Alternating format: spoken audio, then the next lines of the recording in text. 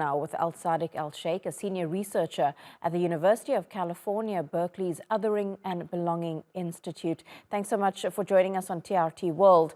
The U.S. Secretary of State in the last few hours has held phone calls with the head of the military and the RSF in Sudan, Antony Blinken, calling for calm, calling for a ceasefire. The RSF leader, known commonly as Hemeti, says such dialogue will be ongoing. I'm wondering, what kind of influence does Washington have in Sudan? Is it enough to bring about a permanent ceasefire? Thank you for having me. I think the situation is extremely fragile and fluid, and I'm not quite sure that the United States have any leverage of power of doing anything. I do believe that regional powers and neighboring countries are more capable of bringing the warring parties together, at least for immediate ceasefire. However, any call from the international community is very welcome and definitely could help at least speed up the cease of hostility and sit down for the dialogue. When it comes to mediation and dialogue, which countries do you think have the most influence in Sudan?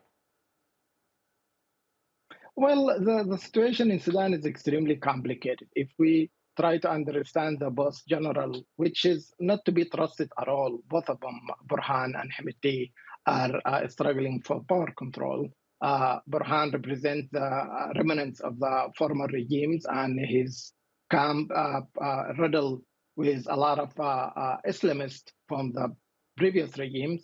Hemeti is a militia general who actually doesn't have any political ideology beyond access to power. So I think there is a lot of interest from the regional countries, including Ethiopia, Egypt, United Arab Emirates, Saudi Arabia, and those all of them somehow and somewhat have relationship with one or the other warring parties, and they could exert more influence than outside powers. Mm-hmm. And Sadiq, where does this all now leave that very important transition to civilian rule that was meant to happen? Absolutely. I mean, that's all the question that all Sudanese grappling with. If we understand that the Sudanese people already have their saying that they're rejecting any dictatorship, any military role, no matter who's at the helm of it. So I think what we're seeing right now, the act of violence, have nothing to do with the Sudanese people. People are not part of it, as a struggle for power between two camps that are really, their hand is full of blood of our people.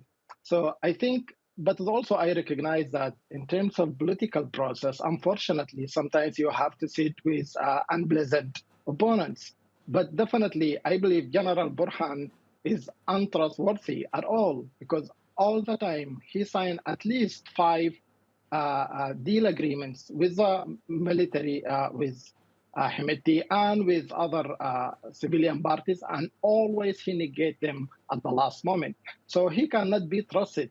But if there is any way to get him out of power without bloodshed, I think that's very difficult as well. So I'm like many other Sudanese in the diaspora, that we're calling for immediate cease of hostility and calling for dialogue, and we have to force the path forward to continue the political process of the framework that everybody agreed on.